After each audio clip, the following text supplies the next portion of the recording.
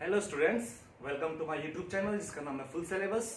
और आज के इस वीडियो लेक्चर में जो हम पढ़ने जा रहे हैं इस टॉपिक का नाम है बायोमोलिकुलर न्यूक्लियोफिलिक सब्स्टिट्यूशन रिएक्शन। इसे हम एसएन रिएक्शन के नाम से भी जानते हैं। इससे पहले वीडियो लेक्चर में हमने एसएन रिएक्शन पढ़ी थी। अगर किसी बच्चे की वो एसएन रिएक्शन मिस हो गई हो तो उसकी लिंक मैंने नीचे डिस्क्रिप्शन बॉक्स में दी गई है, आप उस लिंक को यूज करके उस रिएक्शन को उस वीडियो को उस रिएक्शन को पढ़ लेना। ओके, तो स्टार्ट करते हैं एसएन रिएक्शन के बारे में। तो एज यूजुअल जैसे मैं हमेशा बताता हूं कि रिएक्शन को पढ़ने से पहले हम इसके बारे में कुछ इंपॉर्टेंट पॉइंट जानेंगे। तो जो पहला सबसे पहले इसके बारे में इंपॉर्टेंट पॉइंट है वो है nature of nucleophile. That means कि किस टाइप का न्यूक्लियोफाइल रिएक्शन को फेवर करता है। तो जो SN2 रिएक्शन होती है इसके केस में वी यूज स्ट्रॉन्ग न्यूक्लियोफाइल। जो स्ट्रॉन्ग न्यूक्लियोफाइल होते हैं वो इस रिएक्शन को फेवर करते हैं। ठीक है, वीक न्यूक्लियोफाइल जो होते हैं वो SN1 को फेवर करते हैं। न्यूक्लियोफाइल कब वीक होगा कब स्ट्रॉन्ग होगा इसके लिए मैंने एक सेपरेट वीडियो बनाई थी। अगर किसी बच्चे की मिस हो गई हो तो उसकी लिंक भी आपको नीचे मिल जाएगी, तो वहां से उसको देख लेना। Okay, the second point for this is that less hindered substrate, यानी कि स्मॉल सबस्ट्रेट जो है वो इस रिएक्शन को फेवर करते हैं। लेस हिंडर्ड और you can say small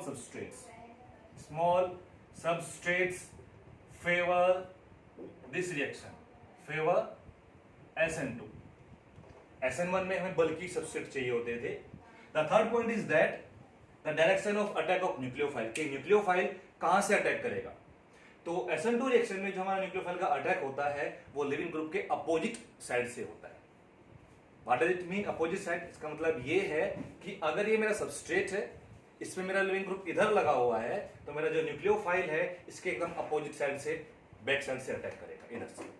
okay, तो जो न्यूक्लियोफाइल का अटैक होता है, nucleophile attacks from opposite side of leaving group, from opposite side of leaving group के अपोजिट साइड से अटैक करेगा। ओके, नंबर 4 बहुत इंपॉर्टेंट एस्पेक्ट है, इसको हम स्टीरियोकेमिस्ट्री में आगे डिस्कस करेंगे डिटेल में। इसके लिए मैं अलग से वीडियो बनाने वाला हूं, मैंने बताया था पहले भी कि अगर मेरा जो कार्बन जिसपे मेरा लिविंग ग्रुप लगा हुआ है, अगर ये मेरा कार्बन कायरल है, तो न्यूक्लियोफाइल के अटैक होने के बाद न्यूक्लियोफाइल कहां से अटैक करेगा? इसके अपोजिट साइड से अटैक करेगा। ठीक है, और अगर सबस्ट्रेट मेरा R है तो न्यूक्लियोफाइल के अटैक होने के बाद जो मेरा सबस्ट्रेट होगा वो उसका जो कॉन्फ़िगरेशन होगा वो S होगा। ठीक है, उसका कॉन्फ़िगरेशन क्या होगा? S होगा। और अगर इसका कॉन्फ़िगरेशन S है तो जो मेरा प्रोडक्ट होगा उसका कॉन्फ़िगरेशन R होगा। क्यों? क्योंकि ये जो अटैक हो रहा है वो बैक साइड से होता है, और जिसकी वजह से क्या होता है, जो कॉन्फ़िगरेशन होता है वो इन्वर्ट हो जाता है। ठीक है, इन्वर्ट का मतलब कैसे होता है? सपोज करो कोई मॉलिक्यूल ऐसे है, ठीक है, इस तरह ऐसे है वो, या इधर में लिविंग ग्रुप लगा, न्यूक्लियोफाइल इधर से अटैक कर रहा है, तो अटैक करने के बाद वो कुछ ऐसे हो जाता है। ठीक है, उसका कॉन्फ़िगरेशन एकदम अपोजिट, उल्टा हो जाता है, इन्वर्ट हो जाता है। ठीक है, क्या होता है? कॉन्फ़िगरेशन का क्या हो जाता है? इन्वर्ट, यानी कि इसमें क्या होता है? इन्वर्जन ऑफ कॉन्फ़िगरेशन इसमें होता है। इन्वर्जन ऑफ कॉन्फ़िगरेशन, कॉन्फ़िगरेशन किसका कॉन्फ़िगरेशन इन्वर्ट होगा? उस कायरल कार्बन का जिसपे लिविंग ग्रुप लगा हुआ है।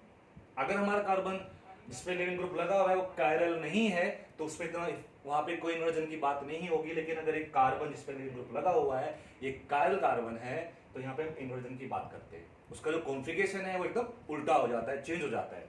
R सबस्ट्रेट है तो S प्रोडक्ट होगा, S प्रोडक्ट सबस्ट्रेट है तो R प्रोडक्ट होगा। और इस इन्वर्जन को हम एक दूसरे नाम से भी जानते हैं जिसको हम बोलते हैं वोल्डन इन्वर्जन। वोल्डन इन्वर्जन। तो ये बहुत इंपॉर्टेंट पॉइंट्स है, नंबर 3 एंड नंबर 4, ये बहुत ही इंपॉर्टेंट पॉइंट है इस SN2 reaction. There is one more point, number 5, कि किस टाइप के सॉल्वेंट है जो SN2 को फेवर करते हैं। SN1 का मैंने बताया था कि पोलर प्रोटिक सॉल्वेंट फेवर करते हैं। जो हमारी SN2 रिएक्शन होती है इसको पोलर एप्रोटिक सॉल्वेंट फेवर करते हैं। पोलर एप्रोटिक सॉल्वेंट्स जो होते हैं इस रिएक्शन को फेवर करते हैं। इस रिएक्शन के रेट को हम कह सकते हैं इनहांस करते हैं। ठीक है, अब कैसे ये होता है इसको वन बाय वन हम डिस्कस करेंगे। फैक्टर्स में, जो फैक्टर्स को अफेक्ट करते हैं, उससे पहले आप एक बस को नोट कर लो, ठीक है। ये बहुत इंपॉर्टेंट पॉइंट है, आपको पता होना चाहिए SN2 रिएक्शन के बारे में। Okay, clear. नाउ अब बढ़ते हैं आगे, हम देखते हैं कि SN2 रिएक्शन कैसे होती है, कैसे सबस्ट्रेट होता है, कैसे न्यूक्लियोफाइल अटैक करता है, कैसे प्रोडक्ट बनता है, ठीक है। और इसको हम SN2 या बायोमोलिकुलर रिएक्शन क्यों कहते हैं, अब हमें ये चीज के बारे में जाननी है। तो एग्जांपल लेते हैं सबसे पहले इसके बारे में। एक मैं एग्जांपल जो ले रहा हूं, मैं लेता हूं इस कंपाउंड का, जिसको हम बोलते हैं अलग से क्लोरोमीथेन। मैं यहाँ पे Cl कर दिया, इस Cl को आप L भी कर सकते हो, ठीक है। जो L है आपका कोई भी लिविंग ग्रुप हो सकता है, it can be halogen, it can be some oxygen का कोई लिविंग ग्रुप, जैसे कि OR ग्रुप हो गया, कोई एस्टर ग्रुप हो गया, ठीक है, या हाइड्रोक्सी ग्रुप हो गया है, ऑटोसाइल ग्रुप हो गया, कोई भी लिविंग ग्रुप हो सकता है ये L। और मैं इसके रिएक्शन यहाँ पे करता हूँ किसी न्यूक्लियोफाइल के साथ में, just I am writing nucleophile, ठीक है। ये जो न्यूक्लियोफाइल है, इट इज स्ट्रॉन्ग न्यूक्लियोफाइल, ये हमारा कैसा एक स्ट्रॉन्ग न्यूक्लियोफाइल है, कोई भी हो सकता है स्ट्रॉन्ग न्यूक्लियोफाइल। ओके, आप इसकी रिएक्शन करते हैं। अभी मैंने आपको बताया है कि जो न्यूक्लियोफाइल होता है वो लिविंग ग्रुप के कहां से अटैक करते हैं, एक अपोजिट साइड से अटैक करता है, ठीक है। कहां से अटैक करेगा, यहां से इस पे अटैक करेगा। जब यहाँ पे इससे अटैक करेगा, देन यू विल गेट, जो आपका कंपाउंड होगा वो कुछ ऐसा होगा, ये आपका इसमें कंपाउंड बनेगा, ये आपका लिविंग ग्रुप यहाँ से निकलेगा। ये तो सिंपल रिएक्शन होती है। कार्बन पे 3 हाइड्रोजन लगे हुए, हाइड्रोजन का लेने का मतलब यही है कि आपको ये बताना कि जो सबस्ट्रेट होता है उसमें लेस हिंडर्ड होना चाहिए।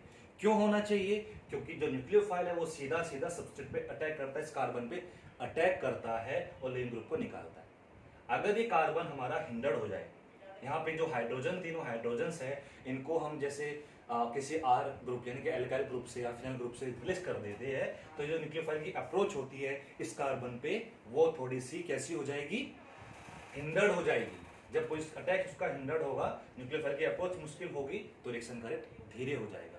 तो जैसे जैसे इसके चारों तरफ जो ग्रुप्स लगे हुए हैं उनका साइज बढ़ेगा, न्यूक्लियोफाइल का अटैक हिंडर्ड होगा और रिएक्शन का रेट घटेगा। इसलिए मैंने सिंपल एग्जांपल यहाँ पे लिया हुआ है।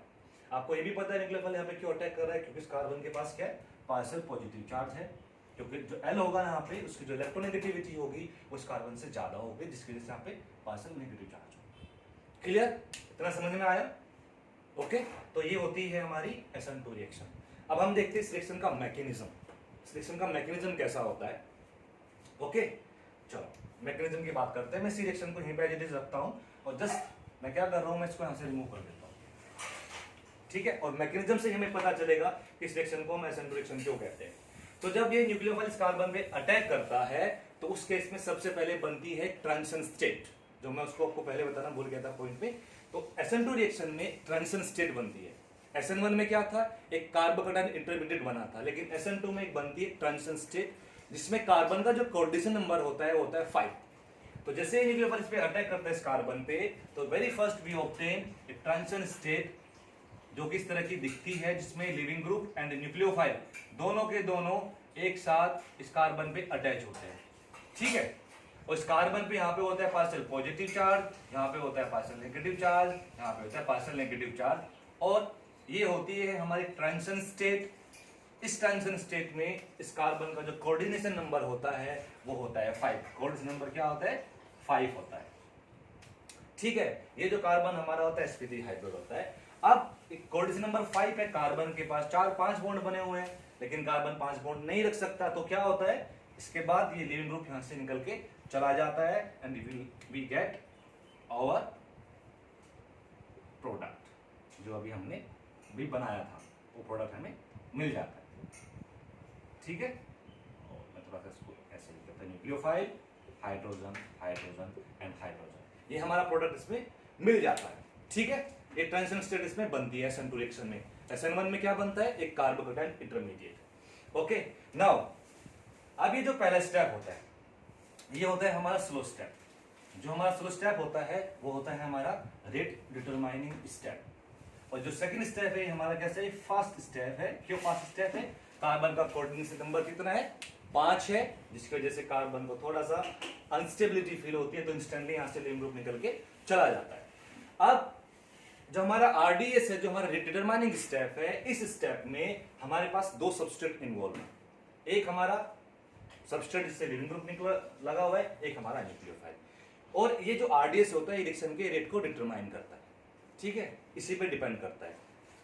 क्योंकि हमारे जो स्लो स्टेप है, जो हमारा आरडीएस है, उसमें वो जो है दो सबस्ट्रेट पे डिपेंड करता है, तो उसका जो रेट होता है रिएक्शन का वो कैसा होता है, 2 होता है। इसीलिए हम इसको बायोमोलिकुलर रिएक्शन कहते हैं। आरडीएस स्टेप में न्यूक्लियोफाइल और लिविंग ग्रुप दोनों के दोनों इन्वॉल्व होते हैं, इसी वजह से हम इसको बोलते हैं biomolecular reaction.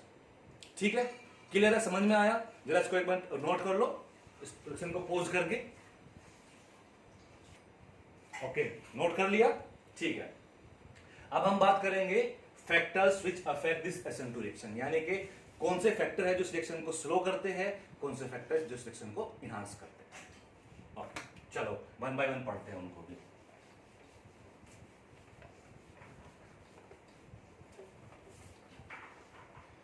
Okay, factors affecting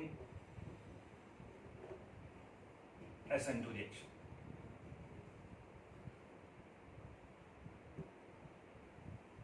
सबसे पहला तो वही हो गया, number 1, nature of nucleophile. Nature of nucleophile, okay. So what type of nucleophile we need? तो स्ट्रॉन्ग न्यूक्लियोफाइल जो होते हैं वो रिएक्शन को क्या करते हैं? Strong nucleophile increase SN2 reaction, ठीक है। जो वीक होगा उसमें SN2 रिएक्शन हमारी नहीं होगी या स्लो होगी। अगर मैं कंपेयर करूं, मेरे पास एक न्यूक्लियोफाइल वाटर है, एक न्यूक्लियोफाइल मेरे पास OH है, hydroxide ion, OH minus ion है। तो इसमें जो हमारा OH माइनस जो होता है वो एक स्ट्रॉन्ग न्यूक्लियोफाइल है, और जो H2O है हमारे वीक न्यूक्लियोफाइल है। तो ये जो होगा ये SN2 रिएक्शन को फेवर करेगा। सपोज करो मेरे पास कोई सबस्ट्रेट इस टाइप से है, RC है, इसमें एक तरफ मैंने वाटर डाल दिया, दूसरी तरफ मैंने इसमें OH माइनस डाल दिया। तो जो OH माइनस है ये मेरी SN2 रिएक्शन देगा, यहाँ पे मेरी SN2 रिएक्शन होगी, और जो प्रोडक्ट बनेगा ये बनेगा OH। और जो वाटर मॉलिक्यूल है ये SN2 ना दे के ये SN2 नहीं देगा, क्योंकि वाटर जो होता है हमारा एक वीक न्यूक्लियोफाइल है, और जो वीक न्यूक्लियोफाइल होते हैं वो SN1 रिएक्शन को फेवर करते हैं। तो यहाँ पे जो रिएक्शन होगी वो क्या होगी? SN1 रिएक्शन होगी, ऑल्दो दोनों रिएक्शन का जो प्रोडक्ट होगा वो सेम होगा, बट रिएक्शन का पाथवे अलग अलग होगा। तो इस तरह से न्यूक्लियोफाइल पे भी डिपेंड करती है रिएक्शन, SN1 है कि SN2, ठीक है। तो strong nucleophile that we will have SN2 reaction, other we have, if we have weak nucleophile we will have SN2 reaction. Okay, clear है, समझ में आया? गुड। अब बढ़ते हैं आगे, सेकंड पॉइंट के बारे में बात करते हैं। सेकंड पॉइंट मैंने क्या बताया था आपको? मैंने बताया था इफेक्ट ऑफ सबस्ट्रेट, यानी कि nature of substrate. Point number 2, effect of substrate. जब हम सबस्ट्रेट की बात करते हैं यहाँ पे, हम सबस्ट्रेट उसको कहते हैं जिससे हमारा लिविंग ग्रुप निकल के जाता है। अभी मैंने बताया था कि स्मॉल जो सबस्ट्रेट होते हैं, स्मॉल और लेस हिंडर्ड सबस्ट्रेट जो होंगे, लेस हिंडर्ड जो सबस्ट्रेट होंगे वो हमारी SN2 देंगे, वो SN2 रिएक्शन को फेवर करते हैं, ठीक है। दैट मीन्स कि अगर मैं बात करूं, मेरे पास कोई टर्सरी सबस्ट्रेट है, कोई सेकेंडरी सबस्ट्रेट है, कोई प्राइमरी सबस्ट्रेट है, मेरे पास कोई मिथाइल का कोई सबस्ट्रेट है, और मुझे पता लगाना हो कि इन 3-4 में सबसे फास्ट रिएक्शन किसके केस में होगी, तो इस केस में सबसे फास्ट रिएक्शन होगी, क्योंकि सबसे स्मॉल है। उसके बाद प्राइमरी में, उसके बाद सेकेंडरी में, और सबसे स्लो टर्सरी में। एंड इवन जो टर्सरी होते हैं, ये टर्सरी जो सबस्ट्रेट हमारा होगा वो SN2 रिएक्शन को नहीं देगा। टर्सरी हमारे फेवर करते हैं किसको? SN1 रिएक्शन को, ठीक है। ये SN1 रिएक्शन देता है टर्सरी सबस्ट्रेट, SN2 रिएक्शन नहीं देता है। इसके बाद हमारे पास 2 सबस्ट्रेट और बचते हैं जो हमने SN1 में भी देखे थे। एक होता है हमारे पास ये हो, या कोई L लगाओ, यहाँ पे मैं L लगा देता हूँ, कोई कंफ्यूजन क्रिएट ना हो, यहाँ पे भी L लगा देते हैं इसको। एक ये जिसको हम बोलते हैं बेंजाइल, और एक होता है हमारे पास ये सबस्ट्रेट CH2L, जिसको हम बोलते हैं एलाई।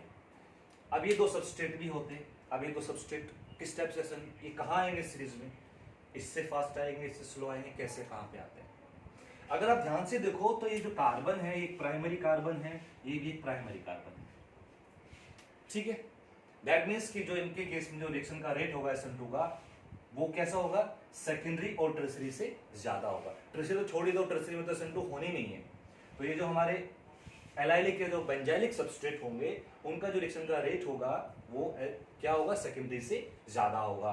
तो यहाँ पे मैं लिख देता हूं एलाइलिक और बेंजाइलिक का जो रिएक्शन का रेट है वो हमारा सेकेंडरी से कैसा होता है, ज्यादा होता है। क्लियर, क्या समझ में आया? गुड। अब बात करें थोड़ा प्राइमरी के बारे में। ये भी प्राइमरी है, ये भी प्राइमरी है, और यहाँ पे मैंने एक और प्राइमरी लिखा हुआ है कि यहाँ पे कोई प्राइमरी टाइप का हमारा कोई हो सकता है। अब ये तीनों के तीनों जो सबस्ट्रेट है हमारे, ये ए मान लो, ये बी और ये सी।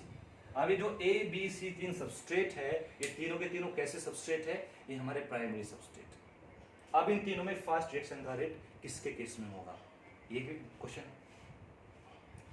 प्राइमरी है, अब कैसे डिसाइड करेंगे कि किसमें फास्ट है किसमें स्लो है? बहुत इजी है इस चीज के बारे में जानना, बहुत सिंपल है।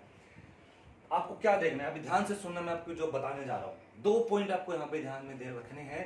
एक पॉइंट आपको ध्यान में रखना है, क्या, स्टेरिक हिंड्रेंस। जब हम SN2 रिएक्शन की बात करते हैं, इस रिएक्शन में हमें 2 पॉइंट पे ध्यान देना है। पहला पॉइंट क्या है, स्टेरिक हिंड्रेंस। स्टेरिक हिंड्रेंस कि जो कार्बन जिस पे लेविंग ग्रुप लगा हुआ है वो कितना हिंडर्ड है। एंड सेकंड फैक्टर जो यहाँ पे काम करता है वो होता है इलेक्ट्रॉनिक फैक्टर। क्या होता है, इलेक्ट्रॉनिक फैक्टर। बस जिसको ये 2 पैरामीटर समझ में आ गए वो आराम से बता देगा किस केस में फास्ट रिएक्शन है किस में स्लो रिएक्शन है। ओके, अब बात करते हैं सबसे पहले स्टेरिक फैक्टर के बारे में। In case of A B and C, A B C को लेके सबसे पहले स्टेरिक हिंड्रेंस की बात करते हैं। इसका एक कार्बन ग्रुप लगा हुआ है, एक कार्बन यहाँ पे भी एक कार्बन ग्रुप लगा हुआ है, एक कार्बन यहाँ पे बेंजीन ग्रुप लगा हुआ है, थोड़ा सा साइज ज्यादा है, ठीक है।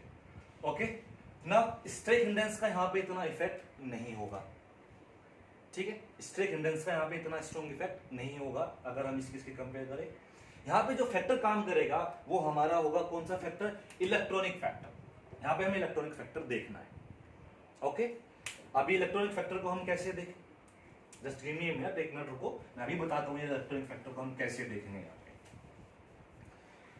देखो क्या होता है, इन न्यूक्लियोफिलिक सब्स्टिट्यूशन रिएक्शन में क्या होता है कि न्यूक्लियोफाइल का अटैक कहाँ होता है, एक कार्बन पे। कौन से कार्बन पे, जिस कार्बन पे क्या होता है plus charge, partial plus charge, उस पे न्यूक्लियोफाइल आके अटैक करता है, ठीक है।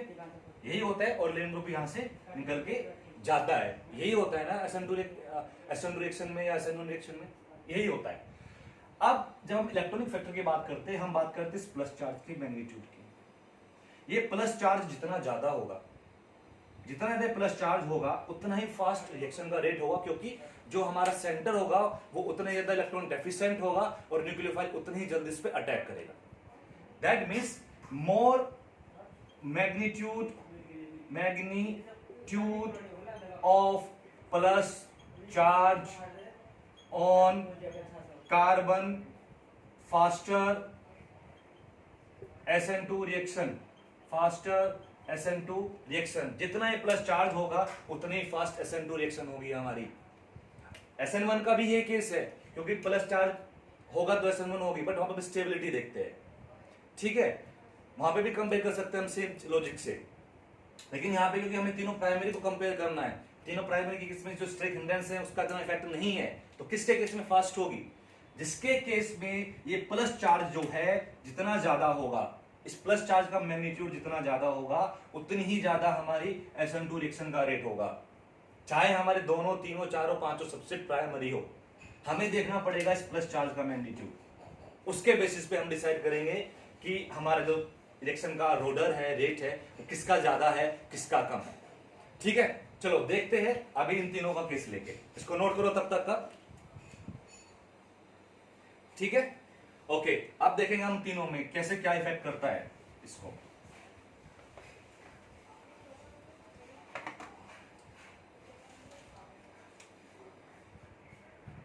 RCH2L, CH2 double bond CH2L, and यहाँ पे क्या है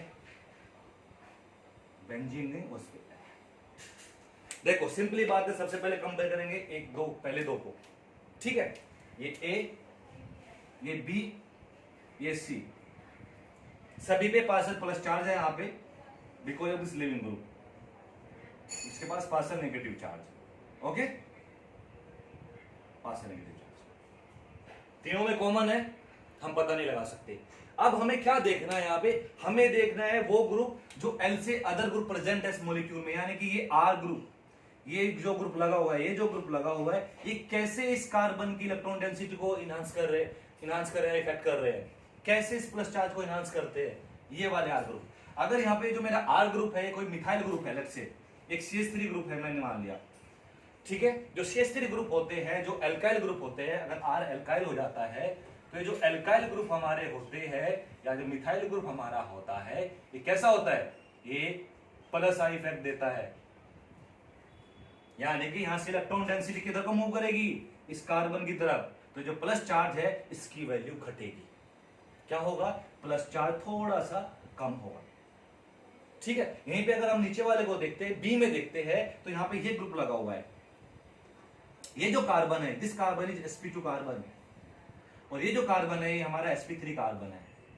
तो हमारा जो sp2 कार्बन होता है वो sp3 कार्बन से ज्यादा इलेक्ट्रोनेगेटिव होता है, और हमें पता है अगर कार्बन पे कोई इलेक्ट्रोनेगेटिव एटम लगा हो तो उस कार्बन से वो इलेक्ट्रॉन को अपनी तरफ खींचेगा। जब कार्बन से, इस कार्बन से इलेक्ट्रॉन इधर को मूव करेंगे तो जो प्लस चार्ज है ये इनहांस होगा, प्लस चार्ज इनहांस होगा। जब ये प्लस चार्ज इनहांस होगा तो SN2 का जो रेट है वो भी बढ़ेगा, ठीक है। प्लस चार्ज बढ़ेगा तो SN2 का रेट भी बढ़ेगा। अभी मैंने ये स्टेटमेंट बताया था आप लोगों को।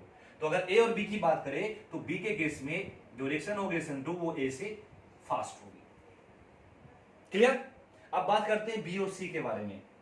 ये कार्बन sp2, ये carbon sp2,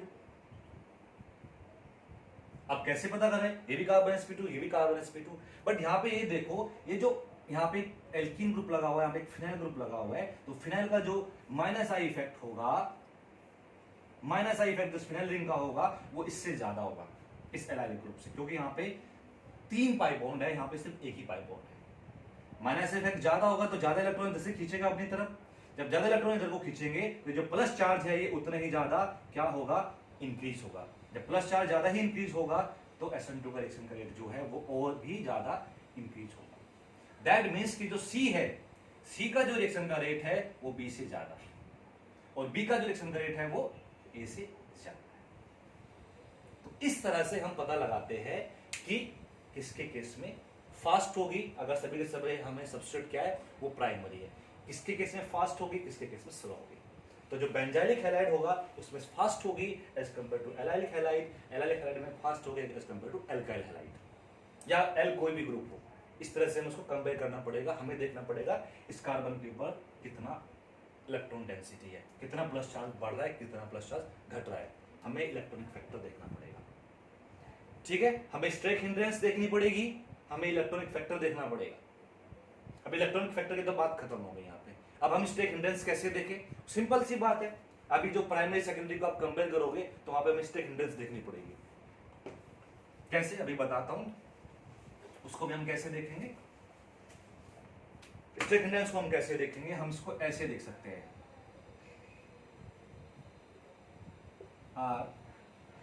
R1 R2 L and we have R1 hydrogen hydrogen and L। ये मेरा सेकेंडरी सबस्ट्रेट है, ये मेरे प्राइमरी सबस्ट्रेट है, मेरा कोई न्यूक्लियोफाइल है, दोनों के लिए सेम न्यूक्लियोफाइल है। उस न्यूक्लियोफाइल का अटैक इस कार्बन पे जो है वो थोड़ा सा हिंडर्ड है, हिंडर्ड है, क्यों, because of this two R groups.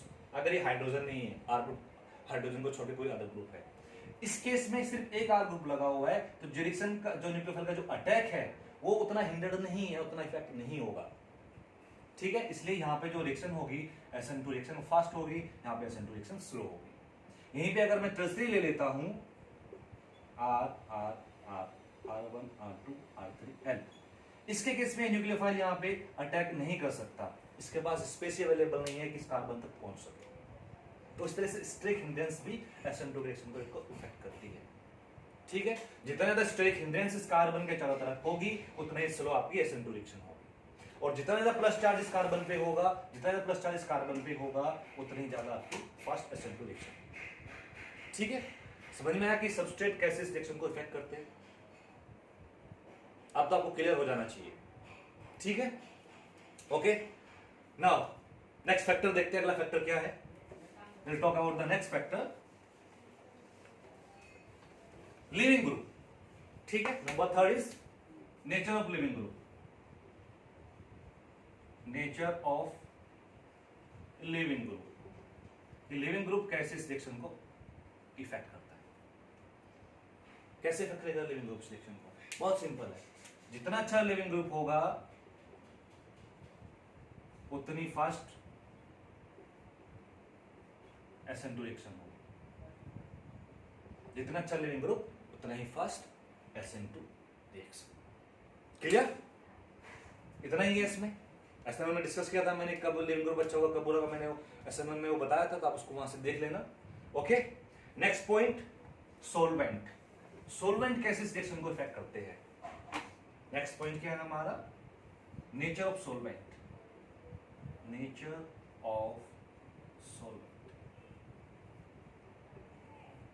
ठीक है, नेचर ऑफ सोलवेंट। अभी मैंने क्या बताया था स्टार्टिंग में कि पोलर प्रोटिक सोलवेंट रिएक्शन को क्या करते हैं, पोलर एप्रोटिक सोलवेंट इस रिएक्शन को क्या करते हैं, फेवर करते हैं। जो एप्रोटिक, जो प्रोटिक सोलवेंट होते हैं, जो पोलर प्रोटिक सोलवेंट होते हैं, ठीक है, वो SN2 रिएक्शन का जो रेट है उसको डिक्रीज करते हैं, ठीक है। अब क्यों डिक्रीज करते हैं, पहले हम इसके बारे में बात करते हैं। हमें पता है जो पोलर प्रोटिक सोलवेंट जो होता है उसके पास एक आयोनाइजेबल हाइड्रोजन होता है, ठीक है। मैं यहाँ पे वाटर का बेस्ट एग्जांपल देता हूँ, ठीक है। हाइड्रोजन इनके पास होते हैं जहां से आराम से प्रोटॉन निकल सकता है। सबके पास क्या होता है, हाइड्रोजन के पास प्लस चार्ज, यहाँ पे पार्शियल नेगेटिव चार्ज होता है ऑप्शन के। ओके, क्लियर है, सबको पता है, पहले भी इसके बारे में डिस्कस कर चुका हूं।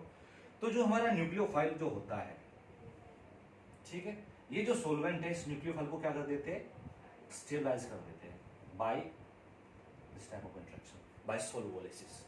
जो पोलर प्रोटिक सोलवेंट होता है वो न्यूक्लियोफाइल को क्या कर देता है, स्टेबलाइज कर देता है बाय सोलुबोलिसिस प्रोसेस।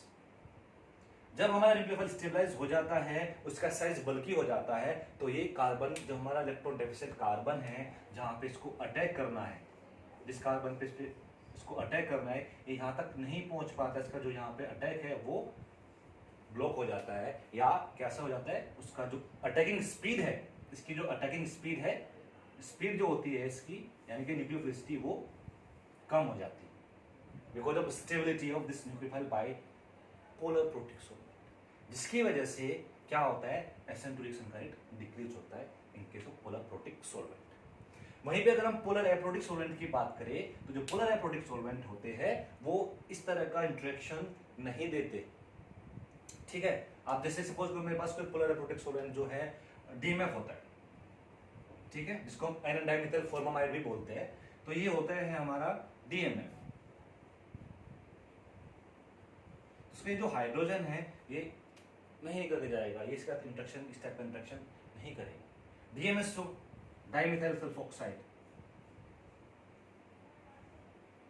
एसीटोनाइट्राइल CH3Cl, इनके पास ये हाइड्रोजन है ही नहीं कि जिससे कि न्यूक्लियोफाइल को स्टेबलाइज कर सके। न्यूक्लियोफाइल स्टेबलाइज नहीं हो रहा है, इसका न्यूक्लियोफाइल की जो अटैकिंग स्पीड है वो डिक्रीज नहीं हो रही है, तो आराम से न्यूक्लियोफाइल जाएगा और इस सेंटर पे अटैक कर देगा। तो इसीलिए पोलर एप्रोटिक सोलवेंट ही हमारे SN2 रिएक्शन को फेवर करते हैं। पोलर प्रोटिक जो सोलवेंट होते हैं वो उसको क्या करते हैं, न्यूक्लियोफाइल की जो स्पीड है, अटैकिंग स्पीड है, इसकी जो न्यूक्लियोफिलिसिटी है उसको कम कर देते हैं, ठीक है। तो ये था effect of nature of solvent, ठीक है। तो ये थी हमारी कहानी SN2 रिएक्शन के बारे में। आई होप कि आपको अच्छा लगा होगा, आपको पसंद आया होगा, आपको बहुत कुछ आज सीखने को यहाँ से मिला होगा। अगर आपको एक बार देख के वीडियो समझ में नहीं आती, आप 2 बार देखिए, रिएक्शन को पोज करके देखिए, रिएक्शन के बारे में सोचिए। बहुत अच्छी रिएक्शन है और बहुत अच्छे से मैंने एक्सप्लेन किया है, आपके सारे कॉन्सेप्ट क्लियर हो जाएंगे इस वीडियो को देख के SN2 रिएक्शन के बारे में, ठीक है। अगर आपको रिएक्शन अच्छी लगी है, मेरी जो वीडियो अगर आपको अच्छी लगी है तो उसको लाइक कीजिए, सब्सक्राइब कीजिए और अपने फ्रेंड्स के साथ में इसको शेयर कीजिए। Thank you for watching.